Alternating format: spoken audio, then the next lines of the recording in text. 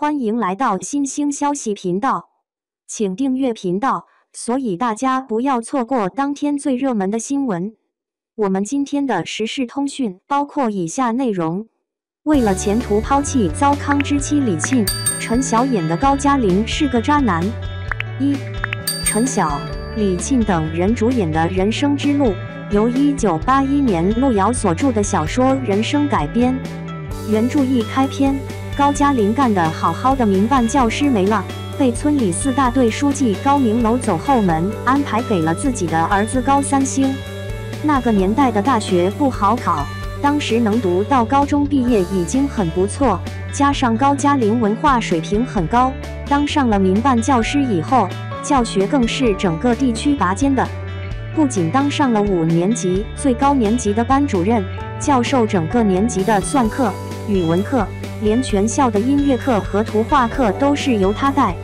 他虽然是农民的儿子，从小看着父母面朝黄土背朝天，但是高加林的父母从来都没让儿子受过劳动的苦，一心在地里刨坑，供养儿子求功名，因而他从来没有想过自己将来会是一个农民。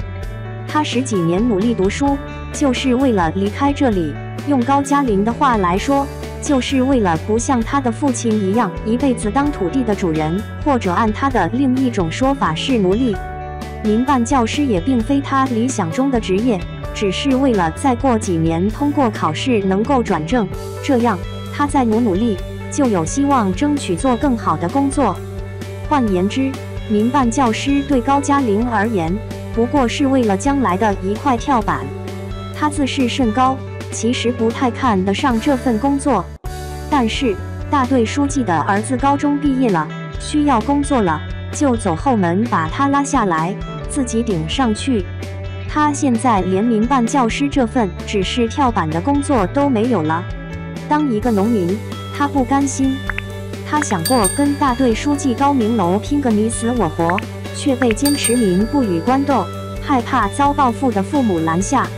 高父说，人活低了，就要按低的来历。2. 高加林丢了教师工作，整夜失眠，在家中浑浑噩噩过了1个月，时常睡到中午才起，也不出山劳动。父亲拖着瘸腿在地里谋生，母亲替他把饭做好才出门干活。当他看着母亲佝偻着身子在自留地里拔草时，羞愧得无地自容。他决心抛下过往，当一个地地道道的农民。下决心容易，做下来却难。家里买油买盐的钱都没了，高母便做了白馍让高加林去县城里叫卖。到了县城，他却一声吆喝都喊不出口，觉得自己成了彻头彻尾的乡巴佬，所有人都看着他，嘲笑他，心里难受的像无数虫子咬。他感到就像要在大庭广众面前学一声狗叫唤一样受辱。回想自己在县城读书时，一身衣服整洁笔挺，满身香皂味，胸前别着本县最高学府的校徽，多么的骄傲自豪。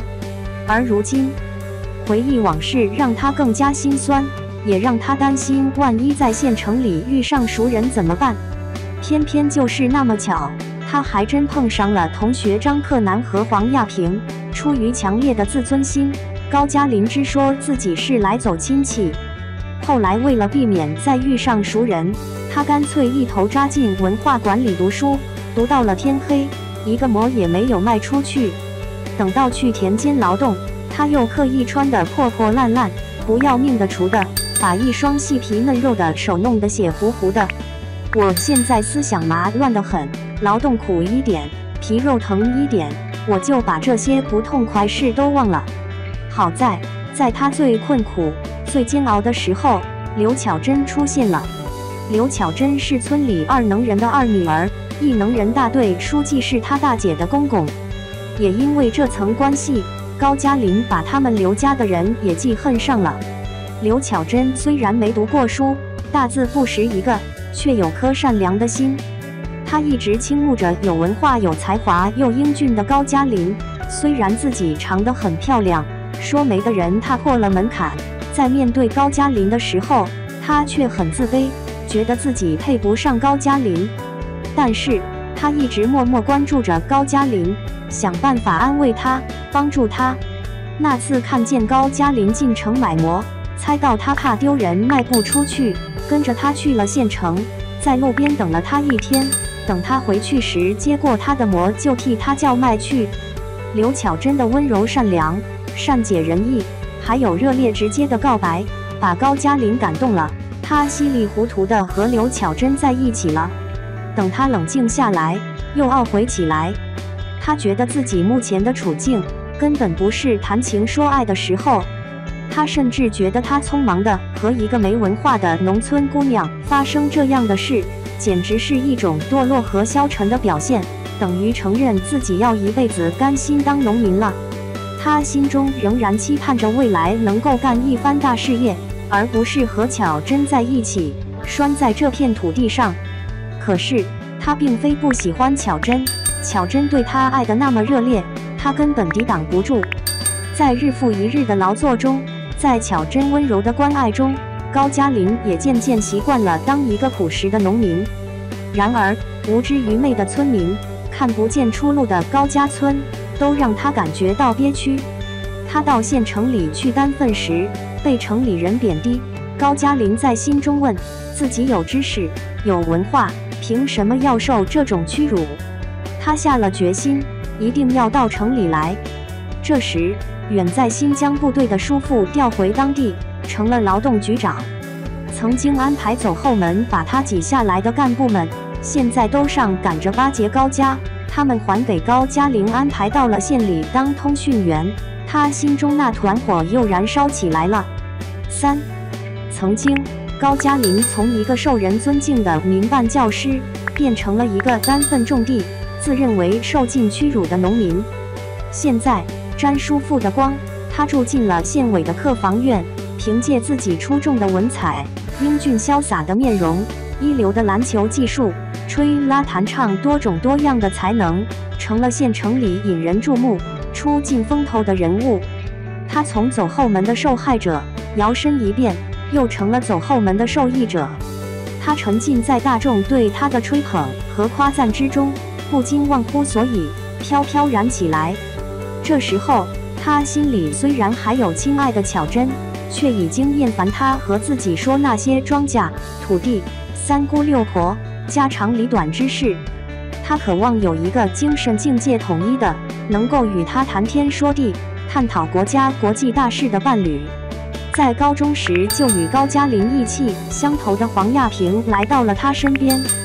黄亚平家庭条件优越，父亲是军人，自己在县广播站当播音员，时常播报高加林的稿件。他和高加林能够从波兰团结工会谈到美国罢工，再说到国际能源问题。黄亚平也不断地向高加林表露自己对他的爱慕，尽管此时他们身边都有着爱人，黄亚平有张克南，高加林有刘巧珍，但他们一致认为对方才是真正适合自己的人。黄亚平嫌张克南没见识、没出息、太软弱；高加林嫌刘巧珍没文化、太乏味。家里已经疏通好关系，即将安排去黄亚平南京发展，他也把高加林安排进了他的未来里。你是一个很有前途的人，在大城市里就会有大发展。我回去可能在省广播电台当播音员，我一定让父亲设法通过关系，让你到新华日报或者省电台去当记者。高加林喜欢巧珍的美丽善良，还有她对自己无私的爱。可是巧珍将来只能是个农村家庭妇女，对她的将来毫无益处。考虑到自己的前途，他毅然决然地同巧珍分手，选择与黄亚平在一起。4. 曾经对高加林的苦闷看在眼里，力劝他出去打拼的刘巧珍，被分手时也善解人意地表示是自己不该连累他，并在其他人责怪高加林时，还坚持为他说好话。接到黄亚平一封分手信的张克南，也沉默地接受了，只把伤心和难过留给了自己，天天在家里折磨自己。张克南的母亲将儿子的痛苦看在眼里，她心有不甘，凭什么儿子谈了3年，即将谈婚论嫁的好媳妇被这么个穷小子抢走。他略一打听，就查到了高加林的通讯员工作室走后门的来的，立马向纪委举报了。高加林前途一片光明的工作因此没有了，被退回乡里继续做农民。他通过走后门的来的好处，终究是如云雾一般，经不住考验，风一吹就消散了。没了县城里的工作，他就只是一个普通的农民，他的文采和那些文艺才能都没了用处。娇生惯养、出身优越的黄亚萍跟他再没可能了。黄亚萍也知道，诚然，他爱高加林，但他爱的却不是当农民的高加林，而是那个意气风发、前程似锦的高加林。高加林一无所有地回了村，此时他想起亲爱的巧珍，却得知巧珍已经嫁人了。巧珍知道自己和高加林没可能后，没有被村里各种说三道四、幸灾乐祸所打倒，她要活下去，她要继续劳动。她嫁给了对她不离不弃的马栓，虽然偶尔想起高加林，心中仍然痛苦，可她好好的活下来了。而高加林也认清了现实，他谁也不怨，只恨自己，恨自己为了虚荣抛弃了做人的原则，为了前途抛弃了金子一样珍贵的好姑娘巧珍。就算没有张克南的妈妈举报他，他躲过了这一次，也躲不过下一次。他的悲剧是迟早会发生的。就算他的前途没有被毁，他和黄亚萍就能顺利地走下去吗？任性的黄亚萍和高加林恋爱时，经常不管不顾地张罗高加林的生活，把他弄得比县长还阔气。县里已经有不少人看不惯他们的高调作风，他还经常打着浪漫的旗号考验他。有一回下着大雨，高加林正在工作，黄亚萍忽然打电话，非要他冒雨替他找东西。等高加林在雨中找了半天，顺身湿透，什么也没找到，他才告诉他自己根本没丢东西。每当这时，高加林总是怀念起巧珍的好。可是，如果他当时没有和巧珍分手，也许又会在巧珍与他说着家里的母猪下了几只小猪时，想起与黄亚萍谈天论地的意趣。最后一无所有的高加林才真正认清了自己，认识到如何脚踏实地地走好人生的每一步。5. 路遥没有仅限于高加林的个人选择，而是通过高加林的选择，探讨了社会和国家对于青年成长的责任。是的，现实是不能以个人的意志为转移的。谁如果要离开自己的现实，就等于要离开地球。一个人应该有理想，甚至应该有幻想，但他千万不能抛开现实生活，去盲目追求实际上还不能得到的东西。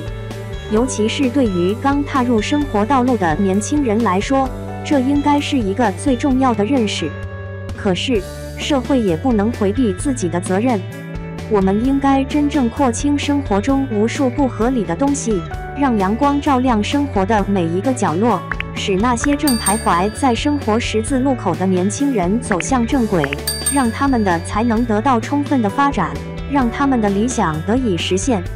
如果社会各方面的机体是健康的，无疑会正确地引导这样的青年认识整个国家利益和个人前途的关系。对于我们普通人的启示，则是要守住人生的原则，堂堂正正地凭自己的本事，奋斗出真正属于自己的前途。